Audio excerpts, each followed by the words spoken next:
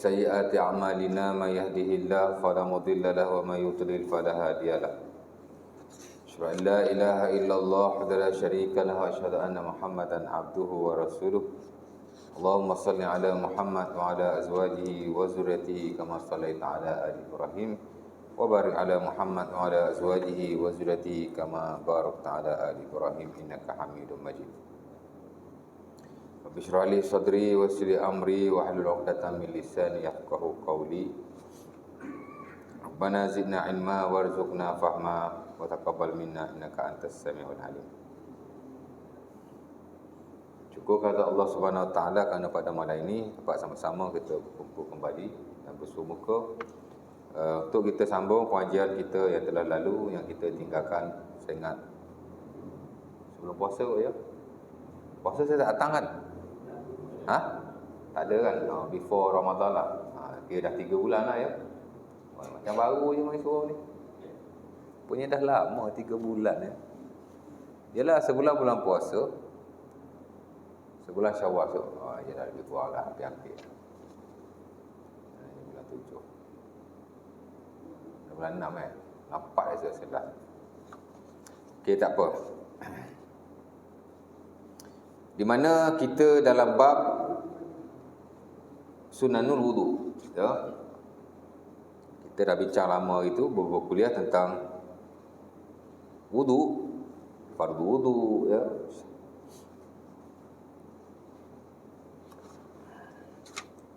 Kemudian kita dah masuk sunat wudu.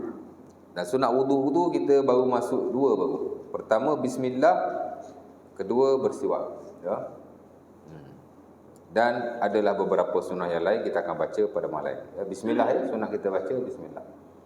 La salata lima Nabi sebutlah hadis Abi Dawud daripada Abi Hurairah. La salata lima la wudu'a lahu. Tidak ada salat bagi yang tidak ada wudu padanya. Ya. Wala wudu'a liman lam yazkurismullahi alaihi. Wala wudu'a liman lam yazkurusmallahi alaihi. Salah bagi tu. La salata liman la wudu'a lahu wa la wudu' liman lam yazkurismallahi alaihi. Ya. Hadis Abi Dawud daripada Abi Hurairah. Kata Nabi tidak ada solat tanpa wudu. Dan mandi wajib jugalah ya. Wudu ni mana ada kecil, mandi wajib ada besar. Dan tidak ada wudu bagi orang yang tidak membaca nama Allah kepadanya. Membaca nama Allah di sini ialah bismillah ya. Bukan boleh baca mana-mana nama Allah, bismillah lah ya.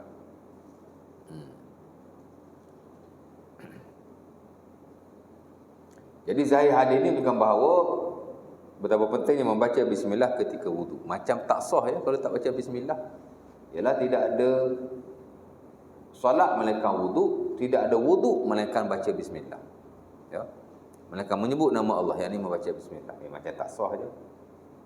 Ya. Pertama sekali hadis itu tidak sahih di sisi majoriti. Yang kedua, sahih jika sahih sekalipun ia tidak menjadikan membaca bismillah itu fardu, kerana banyak lagi hadis-hadis yang lain. Tak kala Nabi SAW, para sahabat radhiyallahu ta'ala anhum berwudu, mereka tidak membaca bismillah. Memanglah hadis ni kalau tak sahih tak ada isu, tapi kalau sahih sekalipun macam satu penegasan. Sebab itu para ulama kita memasukkan ia sebagai sunnah di sisi majoriti. Cuma adalah segelintir yang kata wajib. Ya, umpama Al-Imam Ahmad rahimahullah dan dikatakan yang standard juga dalam mazhab Hambali ialah wajib membaca bismillah. Kalau tak baca sah wudu tapi berdosa. Tapi saya kira majoriti mengatakan bahawa tidak. Dia bukan Imam Ahmad. Ahmad ke? Tak ingat. Tapi adalah segelintir kata wajib based on that hadis. Tapi hadis itu tidak sahih. Tapi sunat sajalah ya. Dan saya dah huraikan sikit itu. Bismillah, yang lupa baca bismillah sekurang-kurangnya. Dan harus membaca Bismillahirrahmanirrahim secara full ya, boleh. Dan saya dah sebut hari itu bila nak baca permulaan wudu ya. Mula-mula kita nak ambil wuduk tu baca bismillah, baru basuh tangan. Kalau kita nak bersiwak, kita baca bismillah baru siwak. Dan boleh juga kita siwak dulu, kemudian kita bismillah baru basuh tangan. Mana-manalah, jadi bismillah di permulaan wuduk, sama ada before siwak atau after siwak. Ya. Baik, yang kedua bersiwak sama juga ada ya. Hadis tu hadis Abi Hurairah yang diriwayatkan oleh Sahih Bukhari, laula an asyqa ala ummati la amartuhum bis-siwak inda kulli salat. Jikalau aku tidak menyusahkan umatku, nescaya aku akan menyuruh mereka, yakni mewajibkan ke atas mereka bersiwak setiap kali nak solat. Ya. Laula an asyqa ala ummati la amartuhum bis-siwak inda kulli salat. Ya. Kalaulah aku tidak menyusahkan umatku, nescaya aku akan suruh mereka bersiwak setiap kali nak solat. Ya. Jadi siwak sama juga dalam bab wudu ni, dia digalakkan. Nak sembahyang satu hal, nak wudu pun satu hal. Ya. Jadi boleh je kita siwak ketika wudu, nak solat siwak lagi. Tak ada masalah sama sekali. Walaupun sebagian kata sudah memadai jika dia bersiwak ketika wudu. Ya.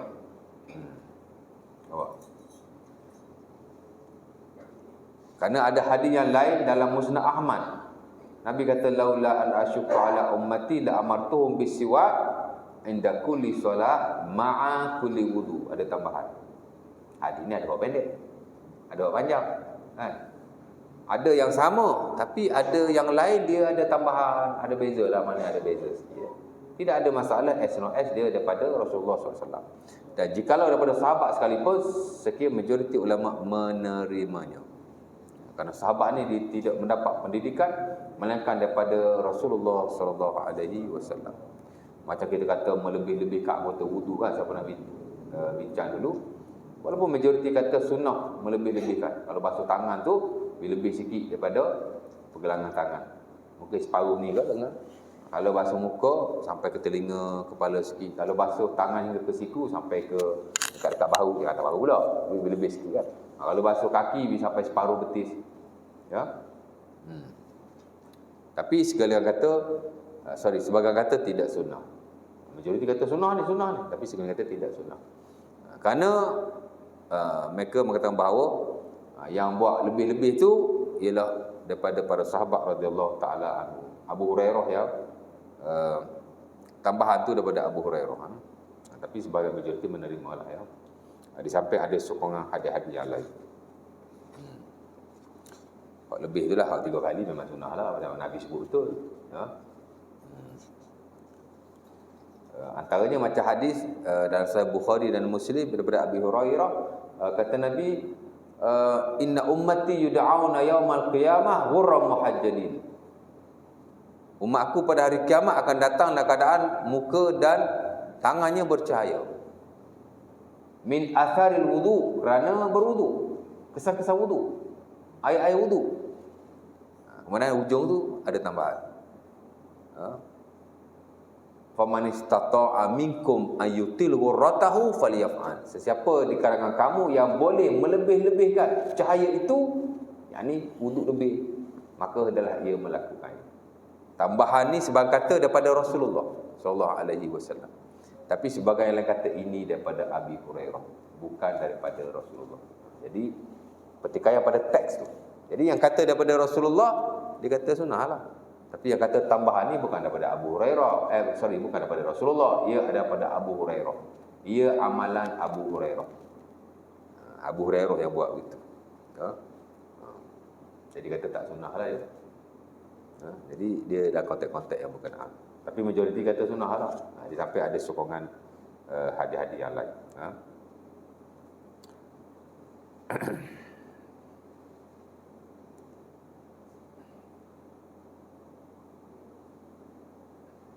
Mana tadi? Siwak ya. Jadi kita siwak lah. Dengan kayu siwak. Ataupun dengan berus gigi. Ataupun dengan apa-apa yang membersihkan mulut. Ya. Dekat Facebook banyak iklan kan. Ada satu iklan tu jual kayu siwak. I think dia satu company yang agak masyhur jugalah kot mungkin sebab dia punya duta ustaz-ustaz selebriti. Ingat bayar sikit-sikit ke? Banyaklah. Ada 3-4 orang ustaz yang famous ni jadi duta dia, duk iklan. Sunnah. Asal kita baca Facebook duk lalu, siapa masuk komen? Dia kata sunnah siwak bukan pada kayu tapi pada pembersihan mulut. Sunnah siwak ni bukan pada kayu tu, tapi pada pembersihan mulut. Apa-apa yang kamu gunakan untuk membersihkan mulut kamu, there is siwak. Itulah siwak. Ya. Itu yang standard dalam ilmu fiqh. Tapi saya tak pastilah. Kalau saya takkan kata begitu. Kat kayu suri, sunnah. Macam sunnah pada kayu. Kayu tak sunnah.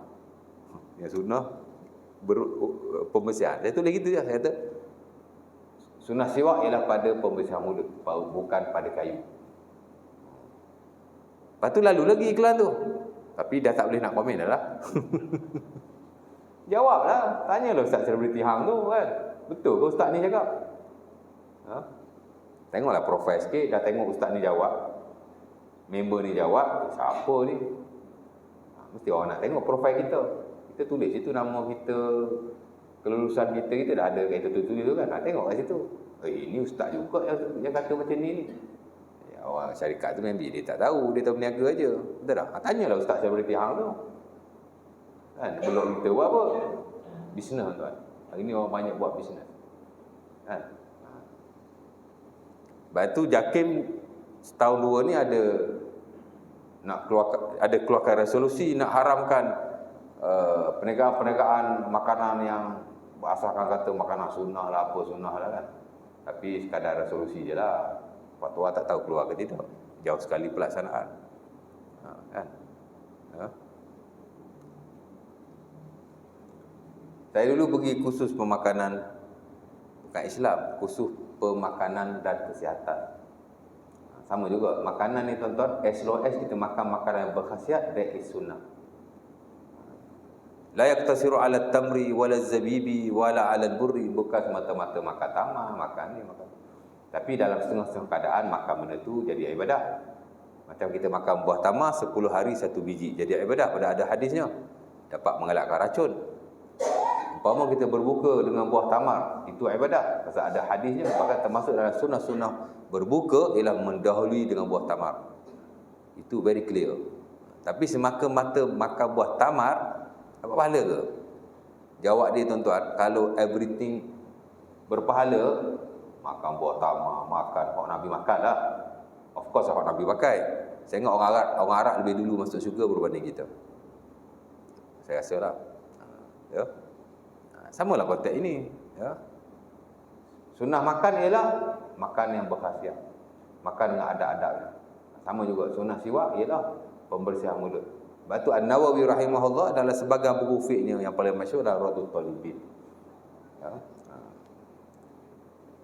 Tak ada kayu siwak, tak ada benda nak membersihkan gigi, you can use your finger. Boleh guna jari. Dengan syarat jari awak ni kasar dan boleh membersihkan mulut awak. Hasalalahu ba'du sunnah, dapat separuh sunnah. Maksudnya as soon as kau bersih mulut kau, tapi tak perfect lah, pasal guna jari kan. Mana perfect? Dapat pahala. Bukan kayu tu. Ibadah bukan pada kayu ya. Tapi boleh, tak ada hal pun nak tak kayu siwak, boleh je. Tapi jangan kata bersiwak dengan kayu siwak ibadat kerana kayu tu. Maka kita akan nampak membersihkan mulut dengan berus gigi, dengan jadi tak ibadah. That is wrong. Itu tak benar sama sekali. Orang belajar fiqh dia akan reti. Ini takut tak belajar fiqh. Kan? Of course lah kalau nak bisnes. Ya.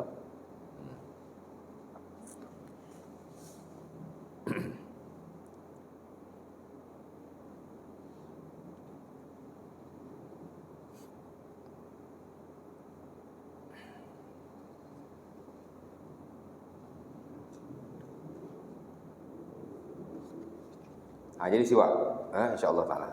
Okey, malam ni kita nak masuk yang ketiga, itulah basuh tangan ya. Kita dah ingat sunnah-sunnah wuduk yang pertama ialah membasuh tangan. Sebenarnya tidak. Membaca bismillah dan bersyukur. Ya. Itu benda yang pertama yang digalakkan ketika kita berwudu. Andai kata kita lupa di permulaan, maka kita boleh buat di pertengahan. InsyaAllah dapat sunnah yang sama. Kalau kita lupa kan, lupa tak ada masalah kan? Lupa, manusia memang lupa kan. Tapi kalau kita tak lupa, kita memang tak nak baca bismillah ataupun kita tak nak siwak, kemudian di pertengahan wudu kita buat benda itu, dapat juga sunnah perkara itu. Kerana as long as kita berwudu, kita buat benda ni, dia dapat pahala. Cuma hak terbaik kalau di peringkat awal lah. Tapi kalau lupa tak ada masalah pasal lupa kan. Ni saja-saja. Dan sebabkan kata kalau kita bismillah di pertengahan atau di hujung kerana sengaja, maka tak dapat pahala sunnah. Kerana digalakkan baca bismillah ialah di peringkat permulaan. Kalau kita lupa, kita boleh baca di peringkat pertengahan. Tapi kalau kita saja-saja tak baca, tidak disunatkan lagi untuk kita baca di pertengahan. Kerana waktu nak baca bismillah ni di permulaan wudu ya. Tapi kalau lupa tak apa je. Ya, pasal lupa kan. Kita puasa lupa makan, tak batal. Ya. Makan banyak ustaz sampai satu pinggan. Okey je, dah lupa kan. Semayang pun sama juga, tuan-tuan. Kadang kita lupa. Ya. Saya beberapa hari lepas lupa semayang zuhur. Waktu asar baru ingat. Boleh berlaku itu. Pasal kita lepas zuhur, kita semayang terus. Lepas zuhur semayang terus kat sekolah berjemaah kawan-kawan kan. Hari itu keluar awal. Pukul 12 keluar. 12.30 keluar. Buat urusan gerbang-gerbung azan asar. 4.45 kan. Lah, baru dengar azan baru teringat aku teman. Saya duk ingat saya semayang dah. Pasal kita biasa semayang, lepas tu waktu semayang terus kan. Ni kita keluar awal, tak ingat. Okey je, pasal lupa kan. Tapi bila kita semayang, kita dah ingat kita kena semayang lah. Kotor lah. Okey, basuh tangan ya. Nabi SAW dalam sebagian besar hadis, termasuk para sahabat radhiyallahu taala anhum, memang mereka membasuh tangan ketika berwudu. Ya. Kata Aus bin Aus As-Saqafi dalam Sunan Abi Dawud, kerana Nabi idza tawadda istawqafa salasan. Nabi SAW bila berwudu, dia membasuh tangannya sebanyak 3 kali. Ya, membasuh pergelangan tangannya sebanyak 3 kali. Peringkat awal-awal wudu dulu saya baca hadis Humran, pembantu kepada Osman bin Affan. Kerana bila sebut wudu ni sebenarnya ada beberapa hadis yang amat fundamental. Selain berdaya Quran, surah Al-Maidah ayat 6 tu, ya allazina amanu idza kuntum ila shalah faghsilu wujuhakum. Kebiasaannya kita akan baca 2 atau 3 hadis ini. Sama ada kita baca hadis Humran, sama ada kita baca hadis Abdullah bin Zaid, sama ada kita baca hadis Abi Hurairah yang diriwayatkan oleh Sahih Bukhari dan Muslim. 3 sahabat ni yang meriwayatkan hadis tentang wudu, memang hadis ketiga-tiga ni amat masyhur dan yang termuat dalam mana-mana buku fiqh, mana-mana mazhab. Tapi saya suka baca hadis Humran. Ya. Dan dalam buku fiqh sunnah contemporary, hadis Humran lebih banyak diguna pakai mengikut pembacaan saya. Jadi saya baca hadis itu. Orang bagi tahu kan, dia lihat Osman bin Affan berwudu. Apa yang Osman bin Affan mula-mula buat? Fa afragha ala yadayhi min ina'ihi fa ghasalahuma salasa marrat. Osman bin Affan menuangkan air ke atas kedua-dua tangannya, lalu dia membasuhnya sebanyak 3 kali. Ya. Lepas tu baru dia buat outline. Fa adkhala yaminahu fil wudu wa matmata wastansaqa wastansyara sampai habis. Dia masuk tangan dia ke dalam bekas air, baru dia kongu, baru dia masuk air ke hidung, dia keluarkan, kemudian dia basuh muka sampai habis. Hadis itu very famous dan saya dah baca. Ya. Jadi basuh tangan, saya kira sepakat para ulama mengatakan ia adalah sunnah. Sebab itu kalau kita wudu, sunnah-sunnah yang seumpama ini sebaik-baiknya jangan kita tinggalkan, kerana ia merujuk kepada kesempurnaan ibadah yang kita lakukan. Ya, ibadah ni kita buat hak wajib hak nombor 1. Ya. Dalam hak wajib tu pula kita buat hak wajib, kemudian kita topak dengan hak sunnah. Macam kita kata amalan kita seharian. Kita punya keutamaan ialah ibadah-ibadah yang wajib. Sembahyang 5 waktu, of course lah berjemaah kan. Kalau puasa di bulan Ramadan, ya, itu hak wajib yang mesti kita utamakan pada setiap masa. Ya. Ibadah yang sunnah hebat macam mana pun dia tidak boleh menandingi atau menyaingi yang wajib sebenarnya.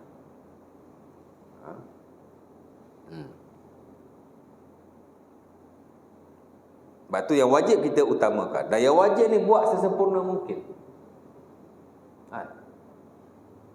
Ada orang tu every night dia qiyamul lail, tapi berjemaah dia tidak solat. Solat 5 waktu tidak berjemaah. Ada orang dia solat berjemaah 5 waktu ataupun 3-4 waktu, mana dia sentiasa mengutamakan solat berjemaah. Memanglah kita tak mampu kadang-kadang nak berjemaah 5 waktu every day, kan? Adalah masa-masa kita sembahyang seorang juga, kan? Tapi kita sentiasa memberi inayah dan ambil berat concern dengan ibadah berjemaah untuk solat fardu 5 waktu.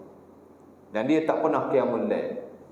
This person is better than that person. Orang ni lebih baik daripada orang tadi. Tadi qiyamul lail every night, tapi fardu seorang-seorang. Tak ambil kisah pun sembahyang berjemaah. Sembahyang berjemaah lebih afdal daripada qiyamul lail. Malah ia adalah kesempurnaan kepada solat. Nak cerita begitu. Tapi setengah-setengah tidak. Ini disebut oleh ulama kita, umpama Ibn Jauzi, dia ada karang buku Talbis Iblis. Talbis Iblis ni ialah tipu daya syaitan ke atas ahli-ahli ibadat. Ada orang ni dia rajin sembahyang qiyamul lail. Dekat-dekat nak subuh dia tidur. Dah tak sembahyang subuh. Ataupun dia sembahyang seorang subuh dia tidur terus. Pasal ngantuk sangat tak mampu nak pergi berjemaah. Hadza min talbis iblis. Ini kerja iblis.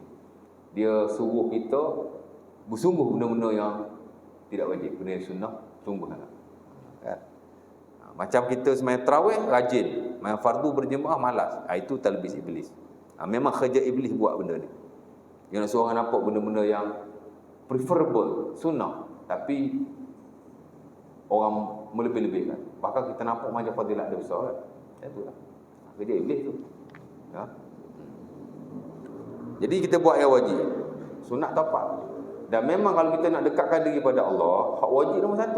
Allah Ta'ala sebut dalam Sahih Muslim, hadis kursi, Allah Ta'ala kata, "Ma taqarraba ilayya 'abdi bimisli ma aftaratuhu alaih."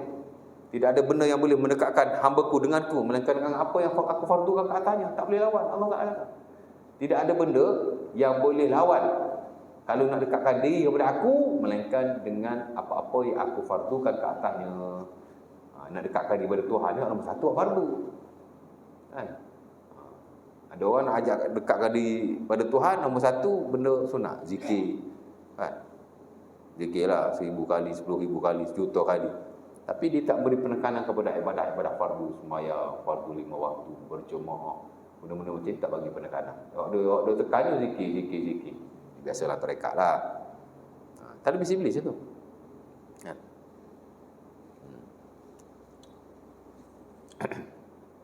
Jadi kita buat hak fardu dulu, kita dah bincang dulu. Mana kita tahu hak sunat. Hak sunat ni tak buat tak apa. Sembahyang baik, wuduk baik. Maksudnya dari sudut sah ibadah itu dia tidak menjejaskan. Hak sunat ni tak buat, tak ada apa-apa. Dari sudut sahnya ibadah itu, mana tak batal. Ya. Sebab tu Al-Imam Syafi'i rahimahullah dalam Mukhtasar Al-Muzani ataupun Al-Buaiti, kan? Dia kata innama yuzi minas salah ay yukabbir thumma yaqra al-Fatihah thumma yarka' wa ya'tadil thumma yaqum wa ya'tadil thumma yasjud wa ya'tadil thumma yaq'udu ba'da sujud wa ya'tadil thumma yasjud wa ya'tadil wa yaf'alu dhalika fi kulli salati. Dia kata sembahyang ni, kalau kita sembahyang lah ni maghrib tadi 10 minit. Pasal kita package. Hak wajib kita buat, hak sunat kita buat, betul tak? Tapi Manawi kata sembahyang ni hak paling basic ialah kamu angkat takbir, kamu baca Fatihah, angkat takbir je. Kamu baca Fatihah je, nak iftitah tak baca, surah lepas tu pun tak baca. Kemudian dia rukuk, i'tidal, dia tak baca subhana rabbiyal azim. Kemudian dia bangun i'tidal tu kan, bukan i'tidal tadi, apa, tamakninah. Rukuk, tamakninah. Tak baca apa pun. Kemudian dia bangun daripada rukuk, dia tamakninah. Dia tak baca apa pun. Dia sujud pula, dia tamakninah. Dia tak baca apa pun. Bangun daripada sujud, dia tamak nina. Dia tak baca apa pun. Dia sujud lagi sekali, dia tamak nina. Dia tak baca apa pun. Dia buat setiap kali dia solat. Sah solatnya. Maka itulah yang paling minimum. Kalau tuan-tuan semayang macam tu, maghrib tadi sebenarnya, we can finish that prayer within 2 minutes. Even less. Kita boleh semayang sebenarnya dalam masa 1 minit 2 je. Tak ada apa pun, tak haram. Cuma sebagai ulama kata makruh lah, kerana meninggalkan yang sunnah itu makruh. Ya. Tapi tak ada apa kan. Dia tidak menjejaskan dari sudut sahnya ibadah, sama macam wudu. Kita tak basuh tangan, kita tak baca bismillah, kita tak siwak, dia tak menjejaskan dari sudut sahnya wudu, sama yang tadi semayang. Tapi ia menjejaskan dari sudut kesempurnaan. Tak sempurnalah ibadah kita kalau buat awal saja, ya. Tapi tidak berdosa, sah, tapi kesempurnaan. Kesempurnaan satu ibadah, dia merangkumi yang wajib-wajib, yang sunnah-sunnah, dan yang makruh ditinggalkan. Itu complete set kepada satu ibadah kita lakukan, ya. Nabi pun ajar kita semayang, sallu kama ra'aitumuni usalli. Kamu semayang macam aku semayang. Nabi semayang macam mana? Nabi buat hak wajib, Nabi buat hak sunnah, Nabi tinggal hak makruh. Maka komplit lah semayang kita seumpama sembayang Rasulullah SAW. Tapi kalau hak sunnah kita tak buat, hak makruh kita buat hak wajib saja, sah. Tapi kita tak semayang macam semayang Nabi. Fadilat tu tak dapat lah. Pahala tu kurang lah. Dan kesempurnaan tidak ada. Tapi sah. Tak ada apa pun. Baik, jadi kita belajar hak sunnah ni untuk apa? Untuk kita dapat kesempurnaan ibadah dan mendapat fadilat-fadilat tertentu. Dan of course lah supaya kita sentiasa mencontohi akal ibadah Rasulullah sallallahu alaihi wasallam. Baik, jadi basuh tangan ya. Macam mana nak basuh tangan? Basuh tangan lah.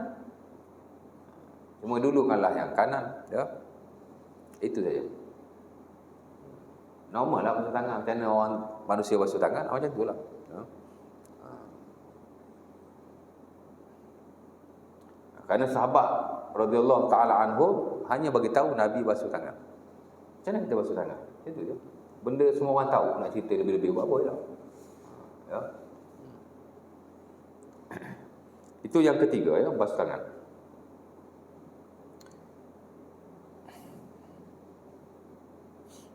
Yang keempat, berkumur. Dalam istilah fiqh ataupun bahasa Arab ataupun syarak, kita panggil al-madmadah. Kumur ni al-madmadah. Apa maksudnya? Memasukkan air ke dalam mulut. Kata An-Nawawi rahimahullah dalam Al-Majmu', ayaj'al fihi ma'an summa yudiruhu summa yamujjuhu. Kata Nawawi, ya. Apa maksud kumur ni? Memasukkan air ke dalam mulut, kemudian memusing-musingkannya, kemudian mengeluarkannya. Perfect? Ya. Boleh masuk dengan tangan kanan, boleh masuk dengan tangan kiri. Sebagai ulama kata sunnah memasukkan air ke dalam mulut dengan tangan kanan. Ya, sebab kata sunnah memasukkan air ke dalam mulut dengan tangan kiri. Pasal apa awak kata sunnah tu dengan tangan kanan? Kerana dia kata ini adalah ibadat. Nabi sentiasa mendahulukan kanan dalam hak ibadat. Kenapa ada yang kata sunnah belah kiri pula? Kerana mulut ni, komo tu benda kotor. Benda kotor Nabi suruh guna tangan kiri. Awak kefahaman para fuqaha dan ulama dalam memahami satu-satu situasi. Ya. Awak. Itu dalam hal-hal setengah ibadah ni, kita tak nafilah ada sebagai orang dia agak kelojo. Benda tu simple je. Tapi dia macam yang besar sangat kan. Ya. Saya hari ni pun sama juga. Tadi dah tengok Facebook kan. Ya. Bukan ni apa, Facebook lah dia punya. Alah, sekarang ni ada style baru yang ada video-video pendek tu macam TikTok lah, macam tu lah lebih kurang. Kan? Dia panggil apa? Reel. R-E-E-L. Betul? Kau tak tahu? Betul kan? Belah atas Facebook tu, dia ada video-video. Dulu tak ada, baru je. Dia panggil apa? Reel kan? Tengok. Ada seorang tak kita juga lah kan. Very famous. Dia ialah video pendek kan. Tapi isu dia tu menjurus kepada anak haram. Tak kata anak haram, anak zina. Mana ada anak haram, anak zina. Boleh atau tidak dibinkan kepada bapa zina. Anak zina ni ada dua keadaan. Pertama, dia lahir, perempuan tu ada suami. Ya. Kalau dia lahir before 6 bulan, kira anak dia. Kalau dia lahir selepas 6 bulan, kira anak dia lah. Kan? Kalau dia lahir sebelum 6 bulan, dia dikira sebagai anak zina, tak boleh dibinkan kepada bapaknya. Tak kira lah bapak dia tu hak zina dengan dia ke atau tidak. Tak payah petikai lah. Tapi tak boleh dibinkan. Itu memang pendapat majoriti para ulama dan amalan kebanyakan negeri di Malaysia, melainkan Perlis.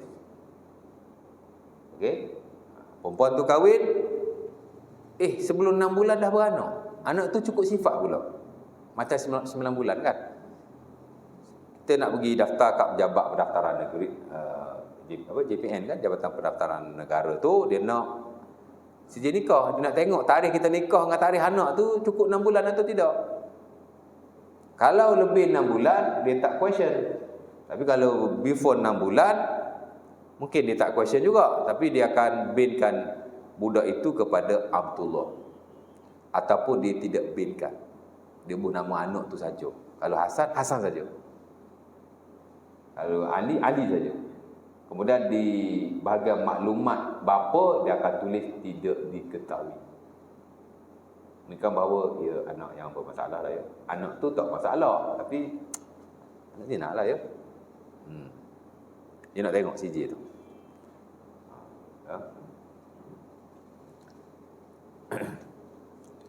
Kalau perempuan tu tak ada suami, of course lah dia tak minta CJ nikah. Dia terus tulis bin Abdullah aja. Ataupun dia terus kosong. Tapi kalau ada suami, dia akan minta CJ nikah kan, nak tengok tarikh. Ya.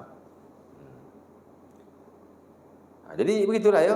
Kalau sebelum 6 bulan, dia akan binkan kepada Allah atau ditinggalkan saja. Kerana tak boleh membinkan kepada suami dia ni lah bapa. Tapi kalau after 6 bulan tak ada masalah. Kalau tak ada suami pula, confirm dia tak akan binkan. Ya. Ini di sisi majoriti para ulama. Tapi dia bukan consensus. Bukan semua ulama berkata sedemikian. Ada sebagian ulama mengatakan anak yang lahir, mak dia ni memang tak ada suami. Ya. Boleh dibinkan kepada bapa zina. Boleh dinisbahkan. Segelintir lah, tidak ramai. Tapi dia jago-jago dan tokoh besar dalam fiqh. Ulama besar tabi'in. Siapa tak kenal Urwah bin Zubair? Siapa tak kenal Sulaiman bin Al-Yasar? Siapa tak kenal Ishaq bin Rahuyah? Siapa tak kenal Al-Hasanul Basri? Pendapat dia lah kan? Dia kata, okey boleh. Adalah hujah-hujah dan dalil. Tapi ustaz tu kata, tak boleh. Ini hukum Tuhan. Ini undang-undang Tuhan. Siapa yang kata boleh lawan hadis? Belajar kat mana boleh kata? Belajar dengan setan. Saya telinga berasak. Tapi saya komen lah kat hari tu. Saya kata benda ni masih khilaf. Majoriti kata tak boleh. Segelintir membenarkan. Dan saya nama-namakan orang yang membenarkan. Ingat tokoh-tokoh besar ni belajar dengan setan ke? So, saya cakap wash your mouth. Ya. This is too much. Speaking lah sikit. Kan? Tak patut kata begitu. Ya. Ya. Saya pun tak faham lah. Macam mana boleh ada macam tu? Mungkin dia bercakaplah konteks mazhab Syafi'i, majoriti dan amalan di Malaysia. Tapi dia tak boleh kata belajar dengan setan, dia tak boleh kata ini undang-undang Tuhan. Kerana benda yang khilaf, dia bukan undang-undang Tuhan ya. Sebab tu Qardawi hafizahullah, hukum fiqh ni ada dua. Hukum fiqh yang disepakati, jelas dalam Quran, jelas dalam hadis, ijma', consensus, disepakati. Kita boleh kata hukum Tuhan. Tapi hukum-hukum yang tidak disepakati, yang terbuka kepada perselisihan, ada banyak tafsiran. Of course lah, ulama ada banyak pendapat dari isu itu. Kita tak boleh kata hukum Tuhan, kita kata hukum fiqh. Ada beza tu. Ya, contoh, orang mencuri, potong tangan, itu hukum Tuhan. That is the law of God. Tapi kadar mana nak potong, itu hukum fiqh. Jangan kata hukum Tuhan. Lalu kita kata potong kat pergelangan tangan itu hukum Tuhan. Jadi ulama yang kata potong di bahagian lengan, dia lawan hukum Tuhan lah. That's why kita tak boleh kata hukum Tuhan. Sebab benda ni masing-masing ada pendapat masing-masing. Allah Ta'ala sebut tak jelas kan. Ya. Membaca Quran dalam solat hukum Tuhan. Kerana semua ulama kata wajib baca Al-Quran. Tapi baca Fatihah dalam solat, dia kata hukum Tuhan. Kan? Sebagai ulama kata tak wajib baca Al-Fatihah, wajib baca Quran saja. Macam standard dalam mazhab Hanafi, baca Quran saja, at least 3 ayat. Jadi kalau kita kata baca Al-Fatihah adalah hukum Tuhan, kesialah mazhab Hanbali, mazhab Hanafi. Jadi dia lawan Tuhan lah. Sebab tu penggunaan istilah tu penting. Dan kita jangan geruju kata belajar dengan setan lah. Masya Allah. Patut ustaz-ustaz ni mulut nak kena jaga sikit lah. Especially dia bercakap, dia tak awam. Dan dia selebriti, of course membayar beribu. Kan? Saya very sad lah. Nak marah pun ada, sedih pun ada. Atau jahil ke? Bukan tak ada ilmu pun. Ada orang panggil dia fakir, Tuk Fekok. Tuk Fekok apa? Cakap macam tu. Ilmu pula tak meluas. Baik. Mana tadi? Berkomo kan? Kata An-Nawawi rahimahullah,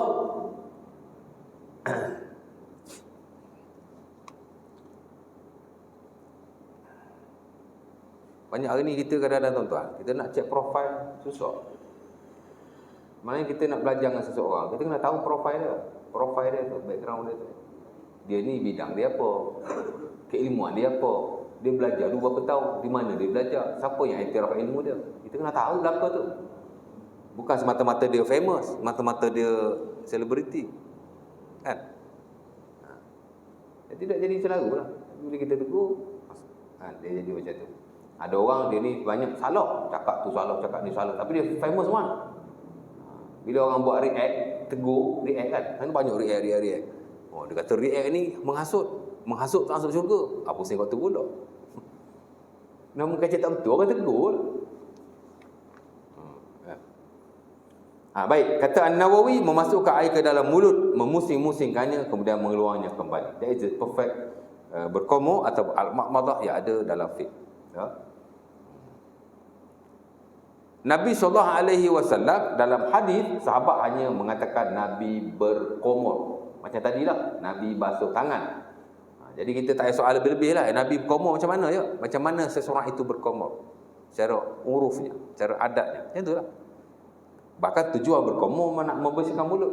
Kalau masuk air dalam mulut saja, tidak digerak-gerakkan, tidak dikeluarkan, telan, macam mana jadi komor? Itu minum. Komor ni masuk membersihkan mulut dengan cara memasukkan air ke dalamnya. Ya? Jadi amat-amat digalakkan dan sunnah di sisi majoriti. Walaupun sebahagian mewajibkannya. Di mana kata mereka jika tidak berkomor, tidak sah wuduknya. Walaupun tidak ramai yang berpendapat sebegitu, tapi dia juga ada tokoh besar dalam fiqh. Batu Al-Imam Syafi'i rahimahullah, walaupun dia kata tidak wajib, tapi dia amat-amat menggalakkannya. Ya. Bila kita buat, kita dapat pahala sunnah jika ia sunnah. Dan jika ia wajib, kita pun terlepas. Itu kelebihan bila kita melakukan perkara-perkara yang sunnah, terutama yang sunnah ni yang khilaf antara sunnah dan wajib. Ya. Macam kita kata sembahyang raya lah. Kalau ikut di sisi mazhab Abu Hanifah, yang standard di sisi mereka, sembahyang hari raya adalah wajib. Siapa-siapa tak pergi sembahyang raya berdosa. Tapi mujur orang Melayu ni, dia suka pergi sembahyang raya. Sebab kalau tanya orang sembahyang raya, dia duduk depan rumah, dia jadi malu. Mungkin ada orang akan kutuk dia, apa sembahyang raya pun tak pergi. Kan? Saya personally pun tuan-tuan, kalau saya tak pergi sembahyang raya pun, saya tak duduk depan rumah. Saya duduk dalam rumah, saya malu. Tak lebih satu. Kerja iblis. Tak pergi sembahyang berjemaah, kita tak malu. Tapi tak pergi sembahyang raya, kita malu. Betul tak? Haji kalau tak pergi sembahyang raya, malu tak? Saya tak malu, Ustaz. Oh, tak tahulah. Kalau saya malu. Ha? Malu kan? Pasal apa malu? Bukan wajib. Tapi kalau azan Allahu Akbar, Allahu Akbar, relax duduk depan rumah. Tak malu pula. Orang pun tak kata, betul tak? Kalau tak pergi sembahyang raya, kata nak ustaz pula. Ha?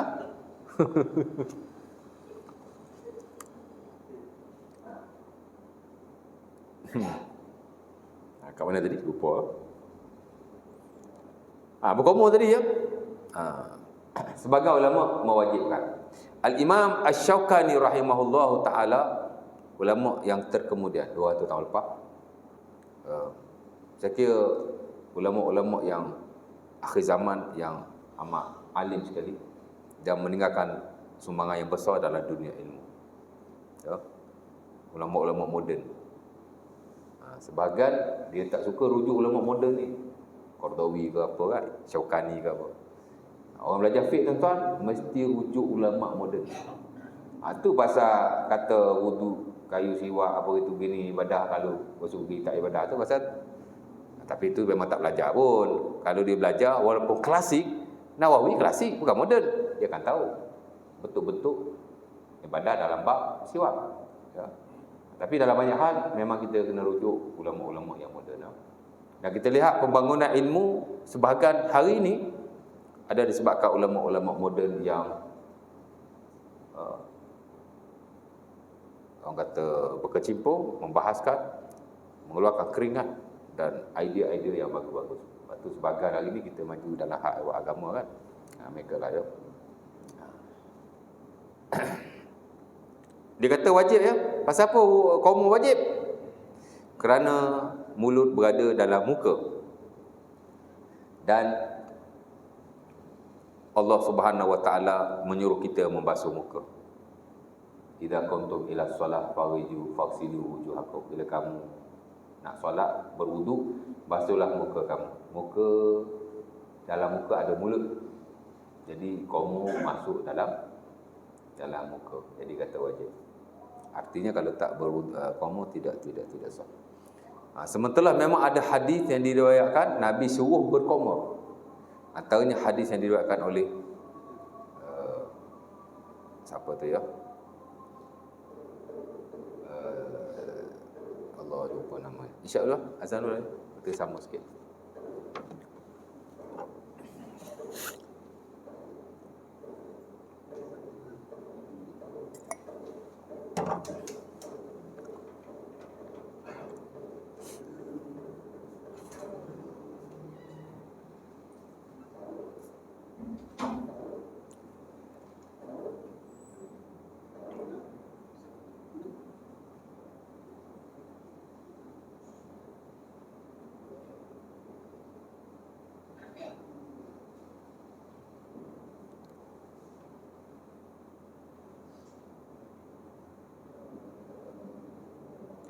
توضأت ومضمض ولك صبر.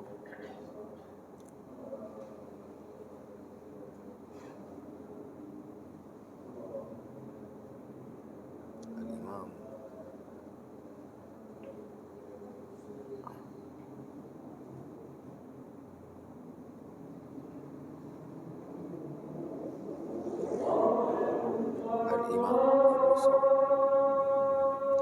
Abu Ubaid.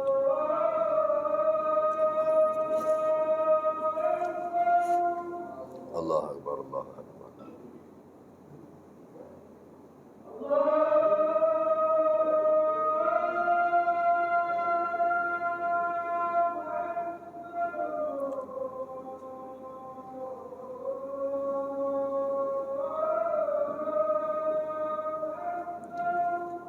Allahu Akbar, Allahu Akbar.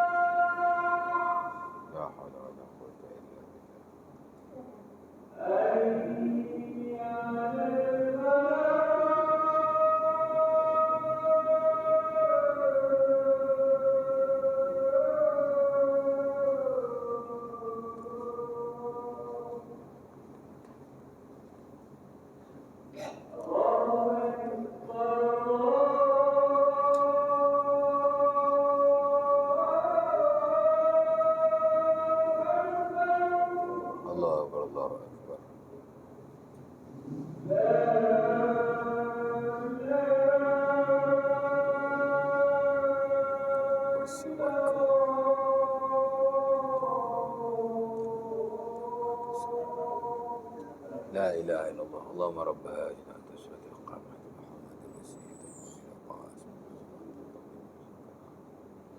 dunya wal akhirah.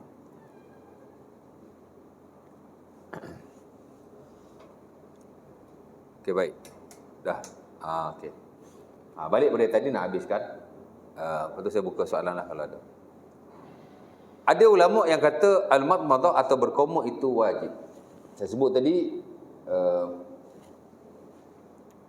Al-Imam Abu Ubaid antaranya, tokoh tabi'in. Al-Imam Abu Saw, anak murid Al-Imam Syafi'i rahimahullah, juga mengatakan bahawa berkomuk itu wajib.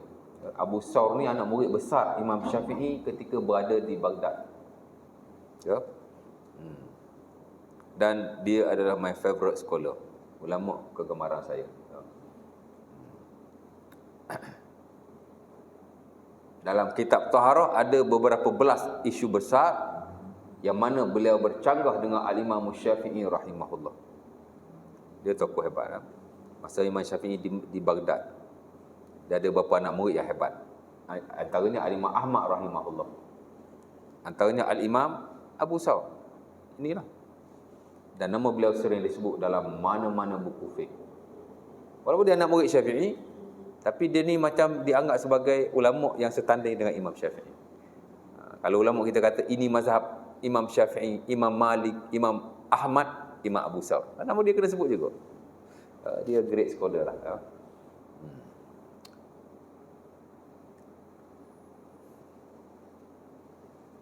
Saya buat master dulu masa kaji pasal dia, Abu Saw. Tapi tak banyaklah, 10 fatwa saja dalam kitab Taharah. Tapi dia tokoh besar. Dia pun kata berkomuk itu wajib. Dan mungkin ada sebagai ulama yang lain. Tak silap saya, Imam Ahmad pun ada satu riwayat atau pendapat beliau yang mengatakan sedemikian. Pendapat ulama ni kadang-kadang ada banyak. Yang kita kata pendapat mazhab tu yang paling standard. Imam Syafi'i dalam satu-satu isu dia ada at least 2 pendapat. Satu disebut pendapat lama mazhab ataupun qaul qadim, itulah ketika dia berada di Baghdad. Satu lagi disebut sebagai mazhab baru semasa dia berada di Mesir. Apa-apa dia mesti ada 2 pendapat. Apa-apa. Jaranglah kalau ada satu. Jarang sekali. Tahu saya dia ada 2 sekurang-kurangnya. In worst case scenario sampai ada 5 pendapat. Dan itu yang berlaku kepada ulama-ulama yang lain. Imam Ahmad pun tuan-tuan, dalam satu isu dia ada 2 pendapat yang masyhur. Dalam setengah-setengah keadaan dan kes ada sampai 3 atau 4 pendapat. Al-Imam Malik rahimahullah pun sama. Majoriti dia ada 1 atau 2 pendapat, tapi dalam setengah-setengah keadaan sampai 5. Dan kesemuanya diriwayatkan oleh anak-anak murid beliau. Kan? Kita tanya hukum menyapu di atas stokin ketika berwudu. Bila kita wudu, kan, dalam setengah-setengah keadaan kita tak payah basuh kaki. Kita sapu je atas kasut atau stokin kita. Adalah nanti sampai kita bab ni sampai ni. Tapi belum sampai lagi, kan. Ambil wudu macam biasa, tang kaki tu zap, sapu je. Ni Syiah ni Syiah. Apa ahli sunnah lah. Sunnah Nabi tu. Cuma ada perbahasan lah. Stokin daripada kulit, stokin daripada benang atau kapas atau selainnya, ya. Sebab kata stokin mesti daripada kulit. Kerana Nabi tak sapu melainkan stokin daripada kulit. Ya. Itu yang standard mazhab Syafi'i. Sebab tu mazhab Syafi'i tak famous sangat. Sebab orang Melayu pakai stokin daripada kulit, ya. Daripada benang. Jadi kita mazhab Syafi'i tak boleh sapu. Lepas tu kita tak buat kan. Dah tak famous lah benda ni kan. Tapi sebagai ulama yang lain kata, apa-apa stokin yang kamu pakai. Nabi pakai kulit, pasal zaman dia memang kulit orang Arab. Kan? Ya. Dan jika sapu hanya ke atas kulit, maka tidak adalah rukhsah. Sedangkan benda ni rukhsah, keringanan kepada umat. Qardawi dia ulama Syafi'i Mesir. Imam Yusuf Qardawi memang mazhab Syafi'i, confirm. Dia Mesir kan. Kemudian orang nak bunuh dia, dia lari pergi Syria. Dia lari pergi Qatar. Sampai hari ni Qatar bela dia, Qatar jaga dia lah. Ya. Sebab kalau kita tengok fatwa-fatwa negara Islam Arab, yang paling moderate ialah Qatar. Lepas tu saya suka rujuk fatwa Qatar. Pasal apa dia moderate? Ulama dia ada dua aliran. Satu yang aliran Saudi, satu lagi aliran Mesir. Dia macam ada gabungan lah di situ. Very moderate dia punya fatwa. Agak pertengahan ya. Qardawi confirm ya, dia mazhab Syafi'i. Tapi dalam hal ni dia kata boleh sapu di atas apa-apa stokin yang kamu pakai. Because ini adalah rukhsah, tidak tertentu kepada kulit semata-mata. Kau nak tunggu sapu atas kulit, orang Melayu sampai kiamat tak boleh sapu. Orang Melayu mana ada pakai stokin daripada kulit. Sedangkan syariat Islam, jika Allah Ta'ala memberi rukhsah tu bukan pada benda tu, tapi pada sebab keringanan itu. Kan? Manusia semua pakai stokin. Ada bangsa yang pakai daripada kulit, ada bangsa pakai daripada kapas, ada bangsa yang pakai daripada benang. Dan rukhsah bukan untuk orang Arab. Rukhsah agama untuk manusia keseluruhan. Wa ma arsalnaka illa rahmatan lil alamin. Ya. Sebab tu saya kira ulama-ulama moden yang fake lah. Dia dah agak terbuka dalam isu ini, termasuk Qardawi lah ya. Baik, jadi okey je ya. Dan saya kira memang kita berwudu, kita komo kan. Walaupun kita tak kata wajib, kita kata sunnah saja, tapi kita nak kelebihan itu dan kita memang berkomo. Kadang-kadang tuan-tuan, isu fiqh ni kadang-kadang, isu hukum ni kan, dia lebih bersikap teoretikal saja, teori saja. Walaupun kita tak kata wajib, kita kata sunnah, kita buat juga kan. Macam kita kata mazhab Hanafi, Abu Hanifah, dia kata tak wajib baca Al-Fatihah. Tapi saya dah semayang di belakang orang Hanafi 10 years ago. Di Bukit Ramang Putera tu memang ada surau mama. Saya lah tukang baca khutbah dulu. Masa tu sekolah balik 9.50. Sempatlah bagi khutbah. Sekarang sekolah balik 12.30. Hari ni pun orang minta baca khutbah di Sungai Buloh. Saya kata saya dah pencen dah bagi khutbah kat Sungai Buloh ni. Dah 2 tahun dah. Sebab sekolah sekarang balik 12.30. Mana dan. Kita nak balik mandi pun tak dan. Balik sekolah singgah masjid terus. Kan? Parking tepi masjid, tinggal anak dalam kereta semayang. Assalamualaikum, Assalamualaikum, terus pergi kat kereta. Pasal anak duduk dalam kereta tu. Ha? Saya tak pernah dengar mereka tak baca Al-Fatihah. Mungkin sebab tak boleh kot. Tak tahulah. Tapi dekat sana pun, di India, di Pakistan, normally mereka pun akan baca Al-Fatihah ketika solat. Teori saja kan. Ada teori je ya. Tapi dari sudut amalan mereka tetap membuat yang sabit daripada Rasulullah SAW. Jadi of course ada hal wajib sunnah ni kadang-kadang teori. Kita tak kata wajib, kita buat juga. Kita nak fadilah itu. Melainkan dalam setengah-setengah keadaan ya. Time malas sangat, sekali-sekala kita ambil hak basic saja, okey. Kan? Ali bin Abi Talib most of the time memang dia berwuduk macam Nabi. Wuduk macam Nabi. Ya. Tapi sekali-sekala dia akan berwuduk yang basic saja. Pasal nak bagi nampak akan keluasan dan keringanan yang ada dalam syarab. Ya. Dia ambil basic. Dan biasanya dia buat bila dia dah ada wuduk. Tajdid. Dia dah ada wuduk. Dia nak ambil wuduk lagi sekali. Kan? Kita sembang Zuhur. Lepas Zuhur tak kentut-kentut sampai asar. Ada wuduk lagi kan? Boleh sembang tak asar? Boleh. Macam Nabi lah peringkat awal, tak boleh. Wuduk mesti setiap kali solat. Tapi ujung-ujung usia Nabi, ketika pembukaan Mekah, Allah Ta'ala bagi keringanan. Boleh semayang as long as ada wuduk. Mula-mula Nabi wuduk Zuhur, wuduk. Asar, wuduk air lah. Memang wuduk kena every time of prayer. Mesti kena wuduk asing-asing. Tapi bila pembukaan Mekah, tahun 9 Hijriah tu, ke 8 Hijriah tu, Allah Ta'ala dah bagi keringanan, dibenarkan untuk solat dengan wuduk yang telah kita solat. Maka kata sebagian sahabat, Nabi solat 5 waktu dengan satu wuduk saja. Nabi nak tunjuk benda ni sudah dibenarkan. Ya? Macam Ali lah. Memanglah dia wuduk secara sempurna. Tapi sekali-sekala dia wuduk yang basic saja, terutama ketika dia sudah ada wuduk. Dia basic lah. Ada sebagian kata ketika kita nak tidur, air terlalu sejuk, kan sunat wuduk. Jadi kita ambil basic-basic lah. Yang penting wuduk. Jangan tidur tanpa wuduk. Kita ni kadang-kadang dengan sebab kita nak buat hak sunat semua.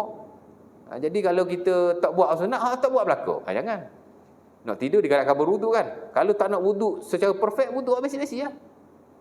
Kan? 10 saat. Basuh muka, basuh tangan, basuh kepala, basuh kaki. Alah. 10 second. Tidur. Ya.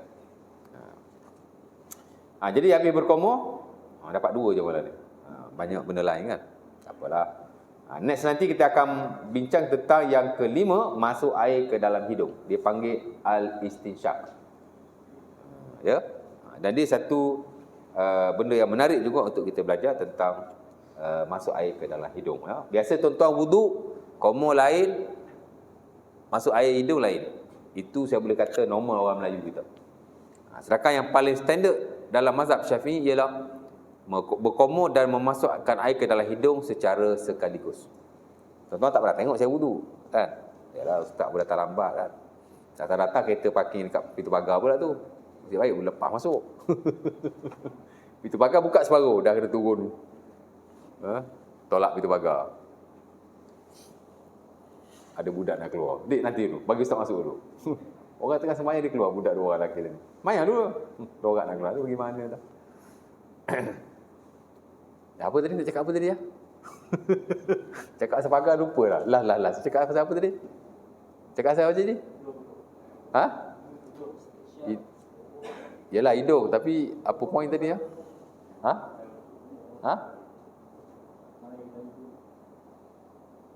Ada point tadi tu. Aduh. Ya Allah ya Rabbi.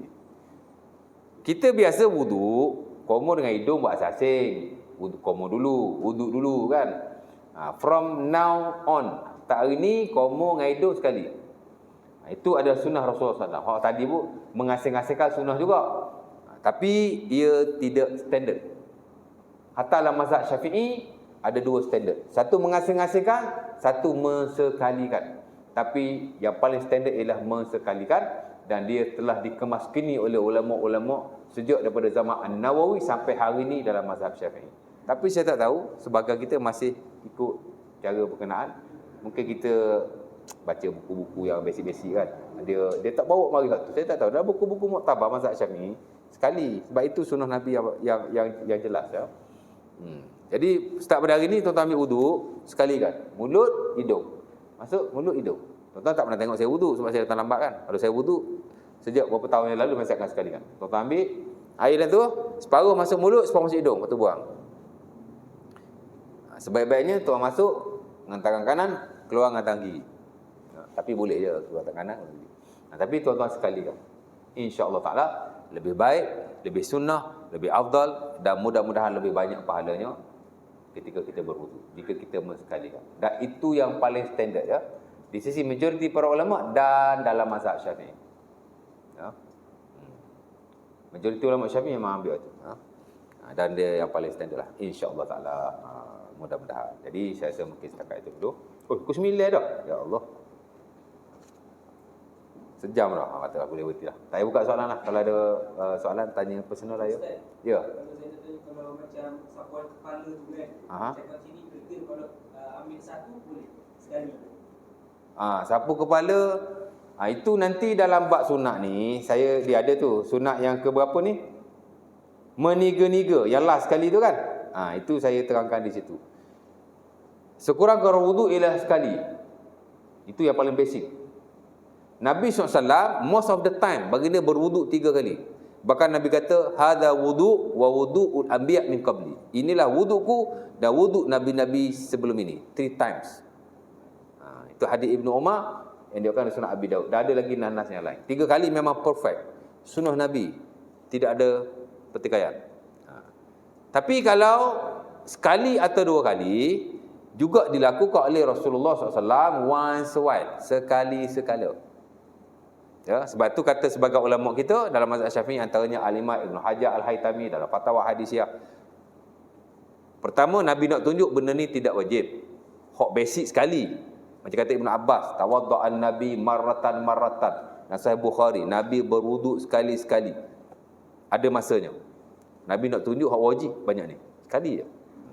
Tapi ada Nabi berwuduk 2 kali, ada Nabi berwuduk 3 kali. Itu yang paling banyak sekali. Hatta kata An-Nawawi dalam Al-Majmu' dan dalam Syarah Sahih Muslim, ada nas lagi sebagai anggota Nabi wuduk 2 kali, sebagai anggota Nabi wuduk 3 kali. That is very open. Tapi hak perfect 3 kali. Tapi sekali-sekala kita boleh buat sekali atau 2 kali, kerana itu juga kelakuan Rasulullah. Tapi hak paling basic sekali. Sekali je. Kata sebagai ulama, saya tengok siapa ya, ada kelebihannya juga. Saya personally dah saya beritahu ya. Saya dulu-dulu masa saya sekolah menengah, saya ni ada penyakit was-was. Betul, seriously, sampai saya masuk universiti. Wuduk mesti was-was. Mana bukan kata 3 kali, 10 kali basuh muka. Basuh. Kadang baju jadi basah. Saya kalau ambil wuduk kat sinki, bukan kata sinki basah. No, lantai-lantai habis basah. Oi, kronik saya ingat was-was saya masa tu lah. Jadi macam tak confident bila basuh tu kan. Nak kata. Padahal bab wuduk ni basuh je. Dah, saya nak fikir. Saya baca buku waktu itu. Dia suruh try sekali je wuduk. Jangan fikir lagi. InsyaAllah was-was akan hilang. Saya pun buat lah. Saya wuduk sekali je. Hilang was-was. Sampai hari ni, alhamdulillah. Itulah antara kepentingannya. Bila kita wuduk sekali, dah tak. Tapi kita balik dah pada 3 kali balik ya. Jadi boleh je, okey je sekali. Hak minimal sekali. Mana sekali-sekala kita buat sekali, ataupun mungkin kita macam tadilah, nak tidur ambil wuduk takkan nak 3 kali kan. Sekali-sekala kita buat sekali. Macam tu lah, macam tadi juga. Okey dia, boleh rasa. Asal kata lah. Syarat wuduk ni kata, sekali pun tak apa. Tapi tak payah kita kelebek tengok kata tak kata. Rasa sekali that's it. Tak nak fikir lagi ya. InsyaAllah ta'ala. Ada soalan lagi? Saya tak apa, pukul 10 tak apa. You all siap. Tapi saya duduk jauh, teman dah dekat ni kan. InsyaAllah ta'ala, mudah-mudahan dapatlah sikit mengajar kita. Aku lupa lazab. Assalamualaikum warahmatullahi wabarakatuh.